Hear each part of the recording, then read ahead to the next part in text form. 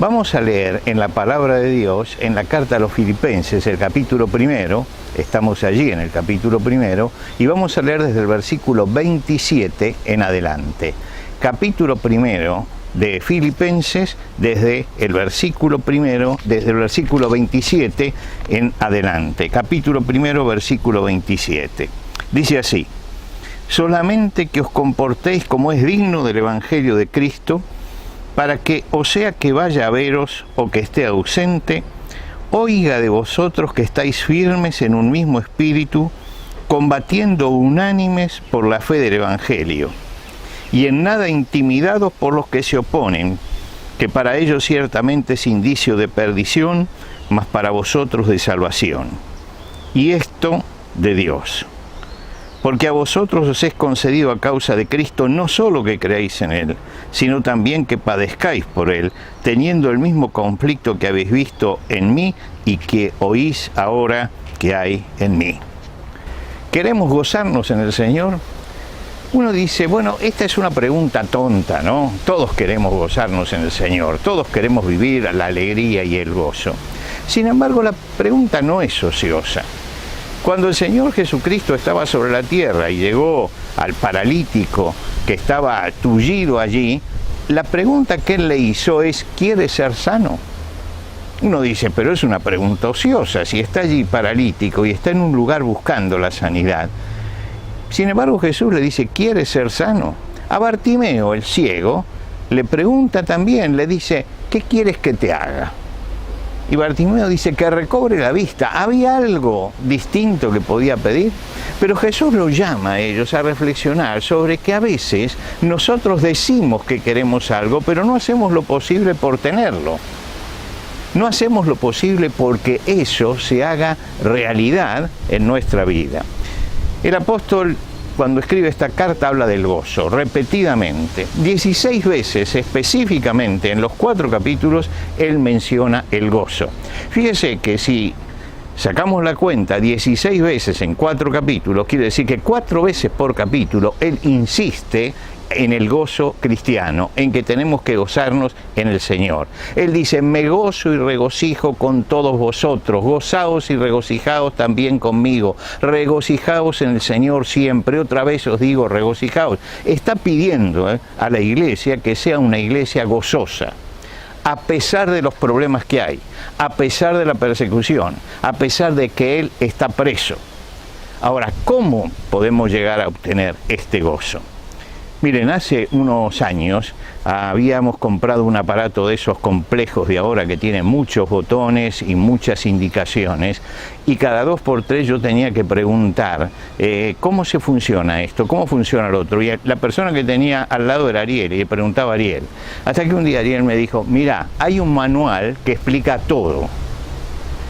Bueno, quiere decir, agarrar el manual y hacer lo que el manual dice, y no vas a necesitar andar preguntando permanentemente. Nosotros tenemos que tomar el manual, que es la palabra de Dios, y hacer lo que Dios dice para que el gozo realmente se manifieste en nosotros.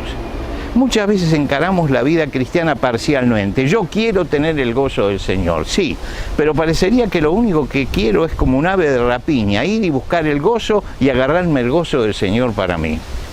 No. Lo que tengo que hacer es cumplir con aquellas cosas que el Señor dice, vivirlas intensamente, y cuando las vivo intensamente, tengo el gozo del Señor. El apóstol Pablo sabe que los filipenses están en ese momento conversando entre ellos y diciendo, ¿saldrá Pablo en libertad? ¿Lo condenarán a muerte? ¿Qué es lo que va a pasar? Y él le dice, no enfoquen el pensamiento en eso, eso pertenece a la esfera de Dios, eso lo decide Dios. Enfóquense en el tema de abajo. Y esto creo que es una de las grandes cosas, enfocarnos en el tema de abajo. Él lo llama a mantener el espíritu de lucha. Solamente os digo que os comportéis como es digno del Evangelio, combatiendo unánimes. Lo llama a que un cristiano tiene que tener siempre el espíritu de lucha. Muchas veces gastamos nuestras fuerzas en vano, dando vueltas en la circunstancia, cuando realmente tenemos que detenernos y decir, bueno, hay cosas que pertenecen a Dios. Dios se encargará de esas cosas. Yo no tengo que dar vueltas sobre eso. Él sabe lo que va a hacer. Pero ¿qué me toca hacer a mí? Y el apóstol Pablo dice, hay que luchar, hay que luchar.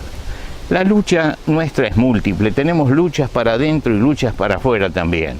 Tenemos luchas con el mundo y tenemos luchas también, nuestras luchas interiores. Y la lucha hay que darla permanentemente. Yo estoy en un jardín. El jardín este no se hizo solo. Las manos de los que lo hicieron fueron sacando la maleza, porque la maleza sí se hace sola. Pero para tener plantas y para tener el verdor y para tener el fruto, necesitamos manos que trabajen. Si dejamos la lucha en nuestra vida espiritual, crece la maleza. Pero justamente luchamos para que la maleza no crezca hasta ahogarnos. Tenemos que mantener un espíritu de lucha. Siempre vamos a ser desafiados por Goliat. Goliat no aparece una vez en nuestra vida y después desaparece. Recuerde que en la historia de David, hasta los últimos momentos de la vida de David, él tuvo que luchar contra gigantes. Quiere decir que no es un asunto de Goliat y se acabó. Es un asunto de una lucha permanente. Saúl se desprestigió delante del pueblo porque no aceptó el desafío de luchar. Goliat, cuando salió, desafió al pueblo de Israel y el que tenía que contestar era Saúl. Saúl no se animó a hacerlo, no dio lucha.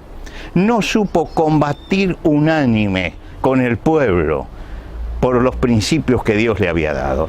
Y eso lo llevó a una derrota. David, por el contrario, sí luchó, salió y dijo, esta es una lucha de Dios. Y entonces todo el pueblo estuvo detrás de él, mirando cómo David luchaba y aprendiendo, porque eso lo aprendieron también para el futuro. El comportamiento correcto, dice Pablo, que tiene que tener un cristiano, no es lamentarse sobre lo que está sucediendo, es comportarse como es digno del Evangelio de Jesucristo, combatiendo unánimes por la fe. Quiere decir que todos nosotros vamos a sufrir, porque en la vida cristiana hay eso, conflictos, ataques, agresiones, hay que esperarlos, esas son cosas que aparecen. Y dice, y en nada intimidados por los que se oponen. Es decir, tenemos que mantenernos sin tener miedo y luchando. Esa es nuestra parte. Hay gente que se dedica a vivir toda su vida lamentándose. Usted habla con la persona y dice, ¿cómo va? Uy, usted no sabe lo que me pasó. Siempre están dando vueltas sobre sus enfermedades, sobre las enfermedades presentes, pasadas y a veces hasta sobre las enfermedades futuras. Bueno, eso, tomemos los remedios y olvidémonos de eso. Eso está en las manos de Dios. Pensemos cuál es la lucha que tenemos delante. No demos vuelta sobre las cosas que son nuestras dolencias, sino sobre las cosas que tenemos por delante. Hay victoria si hay batalla.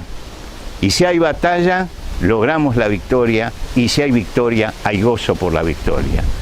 Y en segundo lugar nos dice, persistiendo unánimes. Estad firmes en un mismo espíritu, combatiendo unánimes por la fe del Evangelio. Fíjense, dos cosas está diciendo. En primer lugar, ustedes tienen que aprender a luchar, a combatir, que la vida es un combate y no tienen que aflojar en el combate. Nada tiene que disminuirlos en esto. Y por el otro lado, tienen que hacerlo unánimemente. El pueblo tiene que tener unanimidad. Fíjense en el Evangelio. Tomás rechazó la unanimidad. Cuando Jesús murió y se reunieron los discípulos para lamentar porque Jesús estaba en la tumba, Tomás se fue. Pero allí ellos, unánimes, recibieron la buena noticia. Y Tomás no. La unanimidad nos da la fortaleza. Cuando estamos con nuestros hermanos y compartimos lo positivo, allí tenemos la fuerza del Señor trabajando también en nosotros. El salmista dice, mirad cuán bueno y cuán delicioso es habitar los hermanos juntos en armonía. Y esto forma parte de la fuerza. Por lo tanto, Pablo les dice a los filipenses, no den vueltas sobre lo que está pasando, eso lo va a arreglar Dios. Nosotros luchemos, combatamos y mantengamos la unidad. Y cuando el pueblo de Dios lucha, combate y mantiene la unidad a pesar de las dificultades, entonces allí comienza a surgir en nosotros el gozo del Señor. Hagamos estas cosas esta semana, mantengamos el espíritu de lucha, mantengamos el espíritu de unidad Dejemos las cosas que están fuera de nuestro alcance en las manos del Señor y vayamos hacia adelante, porque eso traerá gozo pleno en nuestra vida. Que esta semana podamos gozarnos en el Señor, todos nosotros, siempre. Y nuevamente nos digamos unos a otros, nuevamente te digo, hermano, que te goces. Gocémonos con todo nuestro corazón en el Señor.